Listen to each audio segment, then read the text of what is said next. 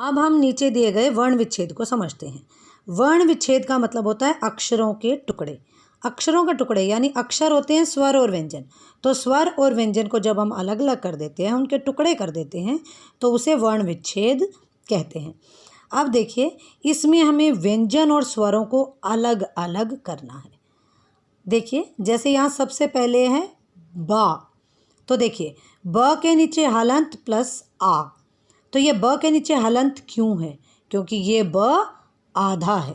ठीक है, जब हमने इसमें आ मिलाया तब ये ब पूरा हुआ, तो तब ये बना बा। अब ये ल, यहाँ पे ल में जब अ मिला तब ल पूरा हुआ, क में जब अ मिला तो क पूरा हुआ। ठीक है, इसी तरह ये शब्द बना बालक। ठीक है, आगे कमल, ऐसे ही कमल में क भी पूरा है तो क प्लस अ, म पूरा है म प्लस अ, ल पूरा है तो ल प्लस अ। अब सेब, तो स के ऊपर एक ही मात्रा है, तो स के नीचे हलंत, फिर ए, फिर ब प्लस अ।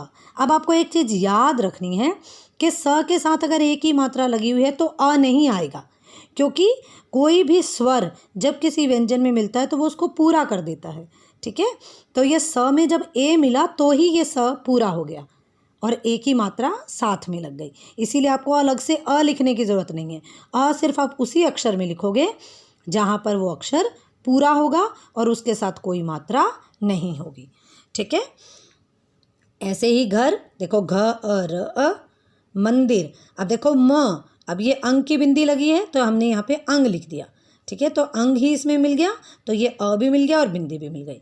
फिर द के ऊपर क्योंकि छोटी ई की मात्रा है तो द प्लस ई, फिर र के साथ र प्लस अ।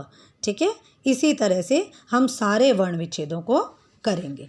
ठीक है, आप इन वर्ण विच्छेदों का मतलब, अब देखिए जैसे अभी हमने संयुक्त व्यंजन पढ़े थे कि संयुक्त व्यंजन में जैसे मान लो अगर आप कक्ष का करेंगे तो आप लिखेंगे क, तो यहाँ पे क पूरा है तो आप लिखेंगे क प्लस अ, यानी क के नीचे हलंत फिर अ क। फिर क्ष की जगह आप ये तीनों लिखेंगे क्ष। ठीक है, अब देखो जैसे मान लीजिए मैं आपको यहाँ समझा देती हूँ कि यहाँ पर अगर मान लो मुझे पत्र, इसका वर्ण विच्छेद करना है तो हम कैसे करेंगे? पहले हम लिखेंगे प, ये आधा है, अब इसमें अ मिल गया। ठीक है, फिर ये त्र, तो त्र में किसकी? त प्लस र प्लस अ। ठीक है, अब अगला देखिए, अगर मान लो यहाँ पर दिया हुआ है पुस्तक। ठीक है, तो देखिए आप क्या करेंगे, पहले प, ये एक एक व्यंजन लीजिए, ये है प उ, यानी पहले लिखेंगे प और उसमें कौन से उ की मात्रा? छोटे उ की।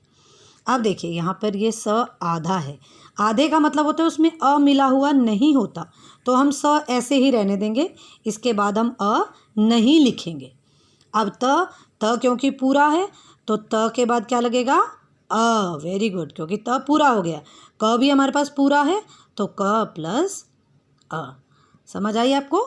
ये ध्यान रखना है कि अ सिर्फ उसी अक्षर के साथ लगाना है, जैसे यहाँ पर प है तो हम लिखेंगे प प्लस अ।